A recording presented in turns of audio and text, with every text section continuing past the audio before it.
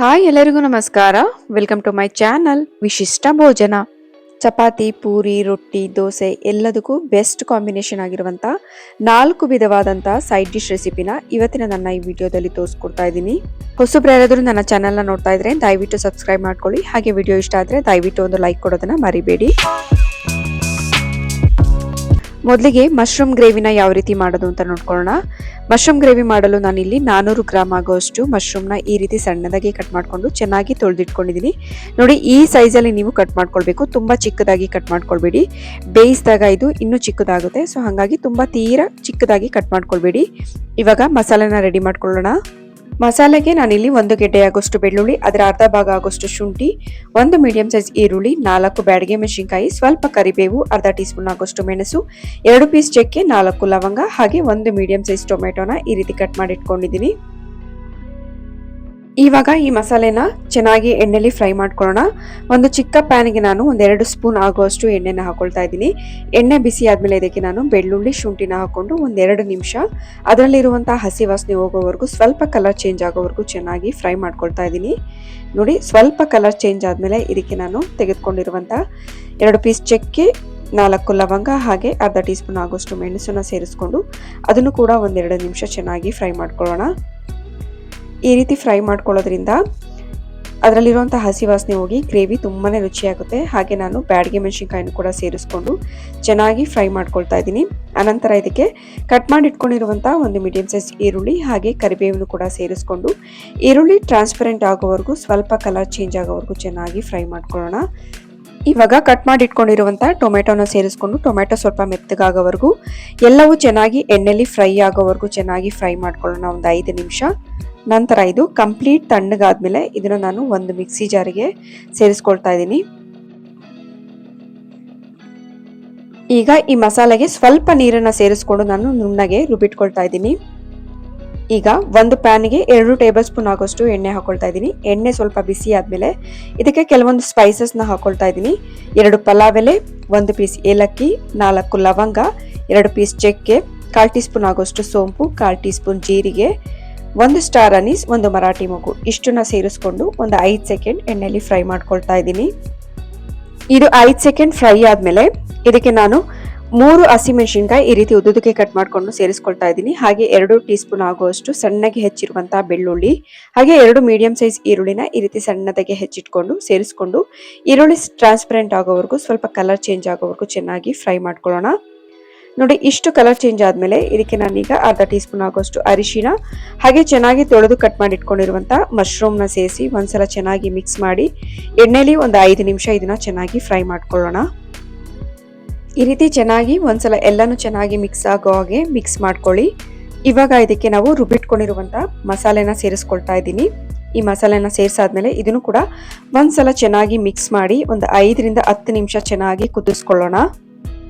10 ನಿಮಿಷ ಆದ್ಮೇಲೆ ಇದಕ್ಕೆ ನಾನು ರುಚಿಗೆ ತಕ್ಕಷ್ಟು ಉಪ್ಪು, ಅರ್ಧ ಟೀ ಸ್ಪೂನ್ ಆಗೋಷ್ಟು ಧನಿಯಾ ಪುಡಿ, 1 ಟೀ ಸ್ಪೂನ್ ಅಚ್ಚ ಖಾರದ ಪುಡಿ, ಅರ್ಧ ಟೀ ಸ್ಪೂನ್ ಗರಂ ಮಸಾಲನ ಸೇರಿಸ್ಕೊಂಡು ಒಂದ್ಸಲ ಚೆನ್ನಾಗಿ ಮಿಕ್ಸ್ ಮಾಡಿ ಇದನ್ನ 10 ನಿಮಿಷ ಇದನ್ನ ಚೆನ್ನಾಗಿ ಕುದಿಸ್ಕೊಳ್ಳೋಣ. ಈ ಮಶ್ರೂಮ್ ಬೇಗ ಬೇಯುತ್ತೆ, ಜಾಸ್ತಿ ಬೇಯಿಸೋ ಅವಶ್ಯಕತೆ ಇಲ್ಲ. 10 ನಿಮಿಷ ಇದನ್ನ ಲಿಡ್ನ ಕ್ಲೋಸ್ ಮಾಡಿ ಚೆನ್ನಾಗಿ ಕುದಿಸ್ಕೊಂಡ್ರೆ ಚೆನ್ನಾಗಿ ಮಸಾಲೆ ಎಲ್ಲ ಚೆನ್ನಾಗಿ ಹೊಂದ್ಕೊಳ್ಳುತ್ತೆ. ಗ್ರೇವಿ ನಿಮಗೆ ಥಿಕ್ನೆಸ್ನ ನೋಡಿಕೊಂಡು ಸ್ವಲ್ಪ ನೀರನ್ನ ಸೇರಿಸ್ಕೊಂಡು ಅಡ್ಜಸ್ಟ್ ಮಾಡ್ಕೊಳ್ಳಿ. ಕೊನೆಯಲ್ಲಿ ಸ್ವಲ್ಪ ಬೆಣ್ಣೆ ಹಾಗೆ ಸ್ವಲ್ಪ ಕೊತ್ತಂಬರಿ ಸೊಪ್ಪನ್ನ ಸೇರಿಸ್ಕೊಂಡು ಬೆಣ್ಣೆ ಕರ್ಗೋವರೆಗೂ ಚೆನ್ನಾಗಿ ಒಂದ್ಸಲ ಮಿಕ್ಸ್ ಮಾಡಿಕೊಂಡು ಬೆಣ್ಣೆ ಕರ್ಗೋವರೆಗೂ ಕುದಿಸ್ಕೊಂಡ್ರೆ ಸಾಕು. ಮಶ್ರೂಮ್ ಗ್ರೇವಿ ರೆಡಿ ಆಯಿತು. ಪೂರಿ, ಚಪಾತಿ, ದೋಸೆ ಎಲ್ಲದಕ್ಕೂ ಕೂಡ ತುಂಬಾನೇ ಚೆನ್ನಾಗಿರುತ್ತೆ. ಖಂಡಿತ ಈ ರೆಸಿಪಿನ ಒಂದ್ಸಲ ಟ್ರೈ ಮಾಡಿ.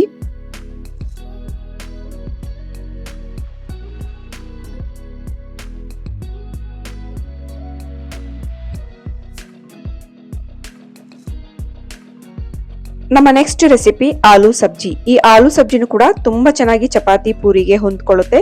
ಮಾಡೋದು ಕೂಡ ತುಂಬಾನೇ ಸುಲಭ. ಮಾಡೋದು ಹೇಗೆ ಅಂತ ನೋಡ್ಕೊಳ್ಳೋಣ. ಮೊದಲಿಗೆ ನಾನಿಲ್ಲಿ ಒಂದು ಪ್ಯಾನಿಗೆ 2-3 ಟೇಬಲ್ ಸ್ಪೂನ್ ಆಗೋಷ್ಟು ಎಣ್ಣೆನ ಹಾಕೊಂಡು ಎಣ್ಣೆ ಬಿಸಿ ಆದ್ಮೇಲೆ ಅದಕ್ಕೆ 3 ಲವಂಗ, 1 ಪೀಸ್ ಚಕ್ಕೆ, 1/4 ಟೀ ಸ್ಪೂನ್ ಸೋಂಪು, 1/4 ಟೀ ಸ್ಪೂನ್ ಜೀರಿಗೆ, 1 ಏಲಕ್ಕಿ, 1 ಪಲಾವ್ ಎಲೆನ ಸೇರಿಸ್ಕೊಂಡು 5 ಸೆಕೆಂಡ್ ಇದನ್ನ ಚೆನ್ನಾಗಿ ಫ್ರೈ ಮಾಡ್ಕೊಳ್ತಾ ಇದ್ದೀನಿ. ಅನಂತರ 3 ಹಸಿಮೆಣಸಿನಕಾಯಿನ ಈ ರೀತಿ ಸಣ್ಣದಾಗಿ ಕಟ್ ಮಾಡ್ಕೊಂಡು ಸೇರಿಸ್ಕೊಂಡು ಅದನ್ನು ಕೂಡ ಚೆನ್ನಾಗಿ 1 ನಿಮಿಷ ಚೆನ್ನಾಗಿ ಫ್ರೈ ಮಾಡ್ಕೊಳ್ತಾ ಇದ್ದೀನಿ. ಇವಾಗ ಇದಕ್ಕೆ ಅರ್ಧ ಟೀ ಸ್ಪೂನ್ ಆಗೋಷ್ಟು ಶುಂಠಿ ಬೆಳ್ಳುಳ್ಳಿ ಪೇಸ್ಟ್ನ ಹಾಕೊಂಡು ಶುಂಠಿ ಬೆಳ್ಳುಳ್ಳಿ ಪೇಸ್ಟಲ್ಲಿರುವಂಥ ಹಸಿ ವಾಸನೆ ಹೋಗೋವರೆಗೂ ಚೆನ್ನಾಗಿ 1 ನಿಮಿಷ ಚೆನ್ನಾಗಿ ಫ್ರೈ ಮಾಡ್ಕೊಳ್ಳಿ. ಅನಂತರ ಇದಕ್ಕೆ ಸಣ್ಣಗೆ ಕಟ್ ಮಾಡಿ ಇಟ್ಕೊಂಡಿರುವಂಥ 3 ಮೀಡಿಯಂ ಸೈಜ್ ಟೊಮೆಟೊನ ಸೇರಿಸ್ಕೊಂಡು ರುಚಿಗೆ ತಕ್ಕಷ್ಟು ಉಪ್ಪನ್ನ ಸೇರಿಸ್ಕೊಂಡು ಟೊಮೆಟೊ ಸಾಫ್ಟ್ ಆಗೋವರೆಗೂ ಮೆತ್ತಗಾಗೋವರೆಗೂ ಚೆನ್ನಾಗಿ 5 ನಿಮಿಷ ಚೆನ್ನಾಗಿ ಬೇಯಿಸ್ಕೊಳ್ಳೋಣ. 5 ನಿಮಿಷ ಆದಮೇಲೆ ಈ ರೀತಿ ಟೊಮೆಟೊನ ಚೆನ್ನಾಗಿ ಸ್ಮ್ಯಾಶ್ ಮಾಡ್ಕೊಳ್ಳಿ. ಚೆನ್ನಾಗಿ ಟೊಮೆಟೊ ಸಾಫ್ಟ್ ಆಗಿ ಬೆಂದಾದ್ಮೇಲೆ ಇವಾಗ ಇದಕ್ಕೆ ಅರ್ಧ ಟೀ ಸ್ಪೂನ್ ಆಗೋಷ್ಟು ಅರಿಶಿನ, 1 ಟೀ ಸ್ಪೂನ್ ಅಚ್ಚ ಖಾರದ ಪುಡಿ, ಅರ್ಧ ಟೀ ಸ್ಪೂನ್ ಧನಿಯಾ ಪುಡಿನ ಸೇರಿಸ್ಕೊಂಡು ಎಲ್ಲವನ್ನೂ ಒಂದ್ಸಲ ಚೆನ್ನಾಗಿ ಮಿಕ್ಸ್ ಮಾಡಿ ಈ ಮಸಾಲೆಯಲ್ಲಿರುವಂತಹ ಹಸಿ ವಾಸನೆ ಹೋಗೋವರೆಗೂ ಹಾಗೆ ಸುತ್ತಲೂ ಎಣ್ಣೆ ಬಿಡೋವರೆಗೂ ಚೆನ್ನಾಗಿ 5 ನಿಮಿಷ ಇದನ್ನ ಕುದಿಸ್ಕೊಳ್ಳೋಣ. ನೋಡ್ತಾ ಇರ್ಬೋದು ನೀವು ಎಷ್ಟು ಚೆನ್ನಾಗಿ ಎಣ್ಣೆ ಬಿಟ್ಟಿದೆ ಅಂತ. ಇವಾಗ ಇದಕ್ಕೆ ಬೇಯಿಸಿ ಸ್ಮ್ಯಾಶ್ ಮಾಡಿ ಇಟ್ಕೊಂಡಿರುವಂತ 5 ಮೀಡಿಯಂ ಸೈಜ್ ಆಲೂಗೆಡ್ಡೆನ ಇದಕ್ಕೆ ಸೇರಿಸ್ಕೊಳ್ತಾ ಇದ್ದೀನಿ. ಈ ಮಸಾಲೆ ಎಲ್ಲ ಚೆನ್ನಾಗಿ ಹೊಂದ್ಕೊಳ್ಳೋ ಹಾಗೆ ಒಂದ್ಸಲ ಚೆನ್ನಾಗಿ ಮಿಕ್ಸ್ ಮಾಡ್ಕೊಳ್ಳೋಣ.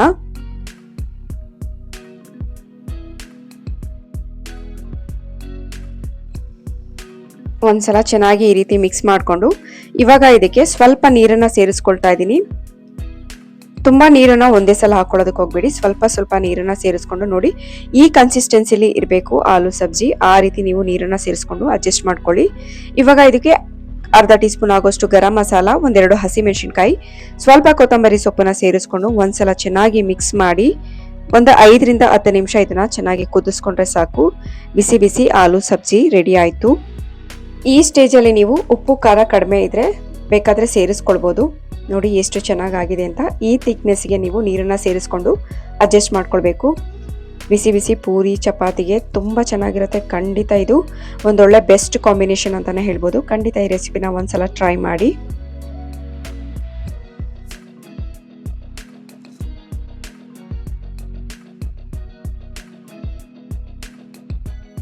ನಮ್ಮ ನೆಕ್ಸ್ಟ್ ರೆಸಿಪಿ ತುಗುರಿ ಕಾಳಿನ ಮಸಾಲೆ ಗೊಜ್ಜು. ಇದು ಕೂಡ ತುಂಬಾನೇ ಚೆನ್ನಾಗಿರುತ್ತೆ, ಚಪಾತಿಗೆ ತುಂಬಾ ಚೆನ್ನಾಗಿ ಹೊಂದ್ಕೊಳ್ಳುತ್ತೆ.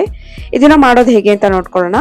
ಮೊದಲು ಒಂದು ಮಿಕ್ಸಿ ಜಾರಿಗೆ ಸ್ವಲ್ಪ ತೆಂಗಿನಕಾಯಿ, 1 ಮೀಡಿಯಂ ಸೈಜ್ ಈರುಳ್ಳಿ, 1 ಸಣ್ಣ ಗೆಡ್ಡೆ ಆಗೋಷ್ಟು ಬೆಳ್ಳುಳ್ಳಿ, ಅದರ ಅರ್ಧ ಭಾಗ ಆಗೋಷ್ಟು ಶುಂಠಿ, 3 ಲವಂಗ, 2 ಪೀಸ್ ಚಕ್ಕೆ ಸೇರಿಸ್ಕೊಂಡು ಹಾಗೆ 1 ಟೀ ಸ್ಪೂನ್ ಆಗೋಷ್ಟು ಅಚ್ಚ ಖಾರದ ಪುಡಿ, ಅರ್ಧ ಟೀ ಸ್ಪೂನ್ ಆಗೋಷ್ಟು ಧನಿಯಾ ಪುಡಿ, ಸ್ವಲ್ಪ ಅರಿಶಿನ, 1/4 ಟೀ ಸ್ಪೂನ್ ಆಗೋಷ್ಟು ಅರಿಶಿನ, ಸ್ವಲ್ಪ ಕೊತ್ತಂಬರಿ ಸೊಪ್ಪು, ಸ್ವಲ್ಪ ನೀರನ್ನ ಸೇರಿಸ್ಕೊಂಡು ಇದನ್ನ ನುಣ್ಣಗೆ ರುಬ್ಬಿಟ್ಕೊಳ್ಳೋಣ.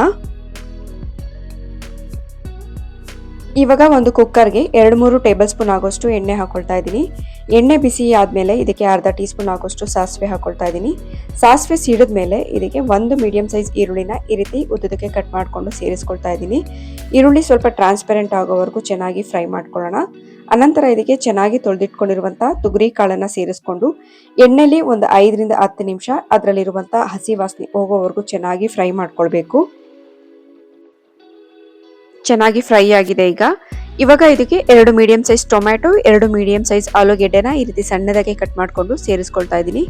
ಒಂದ್ಸಲ ಚೆನ್ನಾಗಿ ಮಿಕ್ಸ್ ಮಾಡಿ ಈ ಟೊಮ್ಯಾಟೊ ಅಲ್ಲಿರುವಂತಹ ಹಸಿ ವಾಸನೆ ಹೋಗೋವರೆಗೂ 5 ನಿಮಿಷ ಇದನ್ನ ಫ್ರೈ ಮಾಡ್ಕೊಳ್ಳೋಣ. ಅನಂತರ ರುಚಿಗೆ ತಕ್ಕಷ್ಟು ಉಪ್ಪನ್ನ ಸೇರಿಸಿ ಒಂದ್ಸಲ ಚೆನ್ನಾಗಿ ಮಿಕ್ಸ್ ಮಾಡ್ಕೊಳ್ತಾ ಇದ್ದೀನಿ. ನೋಡಿ ಎಲ್ಲನೂ ಹಸಿ ವಾಸನೆ ಹೋಗೋವರೆಗೂ ಚೆನ್ನಾಗಿ ಫ್ರೈ ಮಾಡ್ಕೊಳ್ಳಿ. ಅನಂತರ ಇದಕ್ಕೆ ರುಬ್ಬಿಟ್ಕೊಂಡಿರುವಂಥ ಮಸಾಲೆನ ಸೇರಿಸ್ಕೊಳ್ತಾ ಇದ್ದೀನಿ.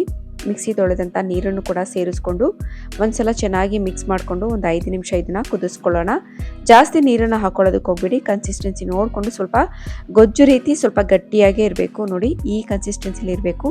ಸ್ವಲ್ಪ ನೀರನ್ನು ಸೇರಿಸ್ಕೊಂಡು ನಾನು ಮಿಕ್ಸ್ ಮಾಡ್ಕೊಳ್ತಾ ಇದ್ದೀನಿ. ನೋಡಿ ಕರೆಕ್ಟ್ ಆಗಿದೆ. ಇವಾಗ ಸ್ವಲ್ಪ ಕೊತ್ತಂಬರಿ ಸೊಪ್ಪನ್ನ ಸೇರಿಸ್ಕೊಂಡು ಒಂದ್ಸಲ ಚೆನ್ನಾಗಿ ಮಿಕ್ಸ್ ಮಾಡಿ ಕುಕ್ಕರ್ ಲಿಡ್ನ ಕ್ಲೋಸ್ ಮಾಡಿ 2 ವಿಷಲ್ ಇದನ್ನ ಕೂಗಿಸ್ಕೊಳ್ತಾ ಇದ್ದೀನಿ. ಹಸಿ ಕಾಳಾಗಿರೋದ್ರಿಂದ 2 ವಿಷಲ್ ಕೂಗಿಸ್ಕೊಂಡ್ರೆ ಸಾಕು. ಇದೇ ರೀತಿ ನೀವು ಅವರೆಕಾಳು, ಅಲಸಂಡೆ ಕಾಳು ಯಾವ್ದು ಬೇಕಾದರೂ ಹಾಕೊಂಡು ಮಾಡ್ಕೊಳ್ಬೋದು. ತುಂಬಾನೇ ಚೆನ್ನಾಗಿರುತ್ತೆ. ನೋಡಿ ಕರೆಕ್ಟ್ ಆಗಿದೆ. ಕಾಳು ಕೂಡ ತುಂಬ ಚೆನ್ನಾಗಿ ಬೆಂದಿದೆ. ನೋಡಿ ಈ ಕನ್ಸಿಸ್ಟೆನ್ಸಿಲಿ ನೀವು ಮಾಡ್ಕೊಳ್ಬೇಕಾಗುತ್ತೆ. ಚಪಾತಿ, ಪೂರಿ, ದೋಸೆ, ರೊಟ್ಟಿ ಎಲ್ಲದಕ್ಕೂ ಕೂಡ ತುಂಬ ಚೆನ್ನಾಗಿರುತ್ತೆ. ಖಂಡಿತ ಈ ರೆಸಿಪಿನ ಒಂದ್ಸಲ ಟ್ರೈ ಮಾಡಿ.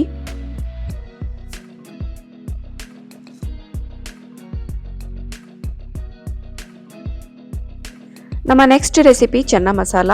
ಈ ಚೆನ್ನ ಮಸಾಲನ ಯಾವ ರೀತಿ ಮಾಡೋದು ಅಂತ ನೋಡ್ಕೊಳ್ಳೋಣ. ಮೊದಲಿಗೆ ನಾನಿಲ್ಲಿ ರಾತ್ರಿ ಇಡೀ ನೆನೆಸಿಟ್ಟಿರುವಂಥ ಚೆನ್ನನ ಒಂದು ಕುಕ್ಕರ್ಗೆ ಹಾಕೊಂಡಿದ್ದೀನಿ. ಇವಾಗ ಇದಕ್ಕೆ 2 ಮೀಡಿಯಂ ಸೈಜ್ ಆಲೂಗೆಡ್ಡೆನ ಸೇರಿಸಿ ಇದು ಮುಳುಗೋ ಅಷ್ಟು ನೀರನ್ನು ಹಾಕೊಳ್ತಾ ಇದ್ದೀನಿ. ಹಾಗೆ 1 ಟೀ ಸ್ಪೂನ್ ಆಗೋಷ್ಟು ಉಪ್ಪನ್ನ ಕೂಡ ಹಾಕ್ಕೊಂಡು ಒಂದ್ಸಲ ಚೆನ್ನಾಗಿ ಮಿಕ್ಸ್ ಮಾಡಿ ಇದನ್ನ ಒಂದು 5 ವಿಷಲ್ ಕೂಗಿಸ್ಕೊಳ್ಬೇಕಾಗತ್ತೆ. ಕರೆಕ್ಟಾಗಿ ನೀವು 5 ವಿಷಲ್ ಕೂಗಿಸ್ಕೊಂಡ್ರೆ ಕಾಳು ಚೆನ್ನಾಗಿ ಬೆಂದಿರುತ್ತೆ. ಕಾಳು ಚೆನ್ನಾಗಿ ಬೆಂದಿಲ್ಲ ಅಂದರೆ ಚೆನ್ನ ಮಸಾಲ ಚೆನ್ನಾಗಿ ಆಗೋದಿಲ್ಲ. ಈಗ ಕುಕ್ಕರ್ ತಣ್ಣಗಾಗಿದೆ, ನೋಡ್ತಾ ಇರ್ಬೋದು ನೀವು. ಕಾಳನ್ನು ಒಂದ್ಸಲ ಚೆಕ್ ಮಾಡ್ಕೊಳ್ಳಿ, ನೋಡಿ ಎಷ್ಟು ಚೆನ್ನಾಗಿ ಬೆಂದಿದೆ ಅಂತ. ಈ ರೀತಿ ನೀವು ಬೇಯಿಸ್ಕೊಳ್ಬೇಕಾಗತ್ತೆ. ಈಗ ಈ ಆಲೂಗೆಡ್ಡೆನ ಒಂದು ಬಟ್ಲಿಗೆ ಎತ್ತಿಟ್ಕೊಳ್ತಾ ಇದ್ದೀನಿ.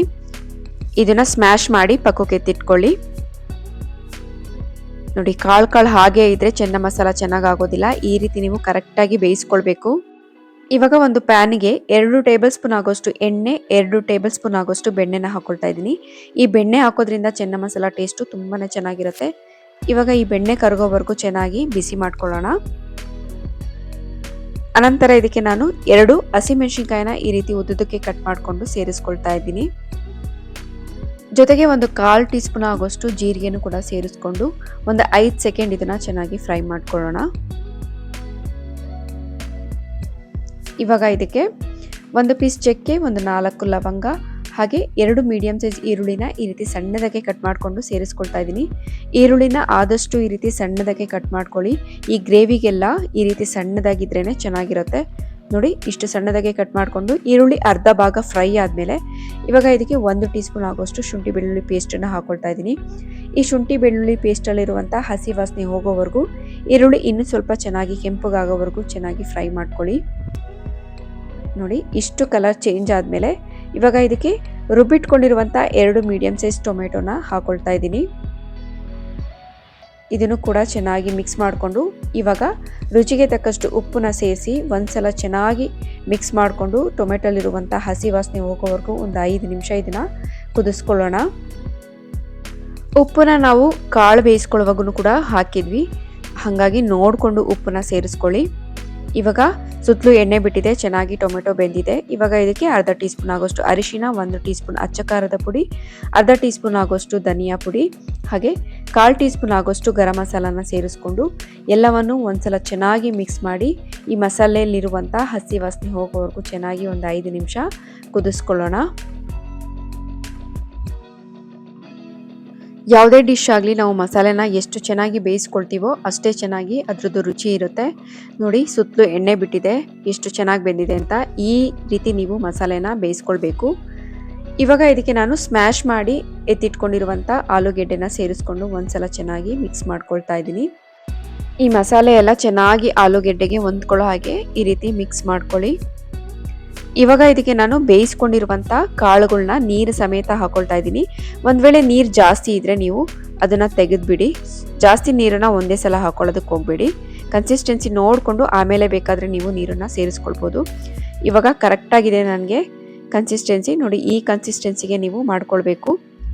ಇವಾಗ ಇದನ್ನು ಒಂದು ಲಿಡ್ನ ಕ್ಲೋಸ್ ಮಾಡಿ ಚೆನ್ನಾಗಿ ಕಾಳುಗಳಿಗೆ ಎಲ್ಲ ಮಸಾಲೆ ಹೊಂದ್ಕೊಳ್ಳೋ ಹಾಗೆ ಚೆನ್ನಾಗಿ ಕುದಿಸ್ಕೊಳ್ಳೋಣ. ನೋಡ್ತಾ ಇರ್ಬೋದು ನೀವು ಎಷ್ಟು ಚೆನ್ನಾಗಿದೆ ಅಂತ. ಕಾಳು ಕೂಡ ತುಂಬ ಚೆನ್ನಾಗಿ ಕರೆಕ್ಟಾಗಿ ಬೆಂದಿದೆ. ಕೊನೆಯಲ್ಲಿ ಸ್ವಲ್ಪ ಕೊತ್ತಂಬರಿ ಸೊಪ್ಪನ್ನ ಸೇರಿಸಿ ಒಂದ್ಸಲ ಚೆನ್ನಾಗಿ ಮಿಕ್ಸ್ ಮಾಡ್ಕೊಳ್ಳೋಣ. ನೋಡಿ ಎಷ್ಟು ಚೆನ್ನಾಗಿದೆ, ಕಲರ್ ಕೂಡ ತುಂಬ ಚೆನ್ನಾಗಿದೆ. ಖಂಡಿತ ಈ ರೆಸಿಪಿನ ಒಂದ್ಸಲ ಟ್ರೈ ಮಾಡಿ. ನೋಡಿ ಎಷ್ಟು ಚೆನ್ನಾಗಿದೆ ಅಂತ. ಚಪಾತಿ, ಪೂರಿ, ರೊಟ್ಟಿ, ನಾನ್ ಎಲ್ಲದಕ್ಕೂ ಕೂಡ ದಿ ಬೆಸ್ಟ್ ಕಾಂಬಿನೇಷನ್ ಅಂತಾನೆ ಹೇಳ್ಬೋದು. ನಾನು ತೋರಿಸಿರುವಂಥ 4 ರೆಸಿಪಿನೂ ನಿಮ್ಗೆ ಇಷ್ಟ ಆಗಿದೆ ಅಂತ ಅಂದ್ಕೊಳ್ತೀನಿ. ಇಷ್ಟ ಆಗಿದ್ರೆ ದಯವಿಟ್ಟು ಒಂದು ಲೈಕ್ ಕೊಡಿ, ಹಾಗೆ ನಿಮ್ಮ ಫ್ಯಾಮಿಲಿ ಆ್ಯಂಡ್ ಫ್ರೆಂಡ್ಸ್ಗೆ ಶೇರ್ ಮಾಡಿ. ಹೊಸಬ್ರು ಯಾರಾದರೂ ನನ್ನ ಚಾನಲ್ನ ನೋಡ್ತಾ ಇದ್ರೆ ದಯವಿಟ್ಟು ಸಬ್ಸ್ಕ್ರೈಬ್ ಮಾಡ್ಕೊಳ್ಳಿ. ಹಾಗೆ ವಿಡಿಯೋ ಇಷ್ಟ ಆದರೆ ದಯವಿಟ್ಟು ಒಂದು ಲೈಕ್ ಕೊಡಿ ಅಂತ ಹೇಳ್ತಾ ವಿಡಿಯೋನ ಎಂಡ್ ಮಾಡ್ತಾ ಇದ್ದೀನಿ. ಮತ್ತೆ ಸಿಗೋಣ ಒಂದೊಳ್ಳೆ ರೆಸಿಪಿಯೊಂದಿಗೆ. Thank you.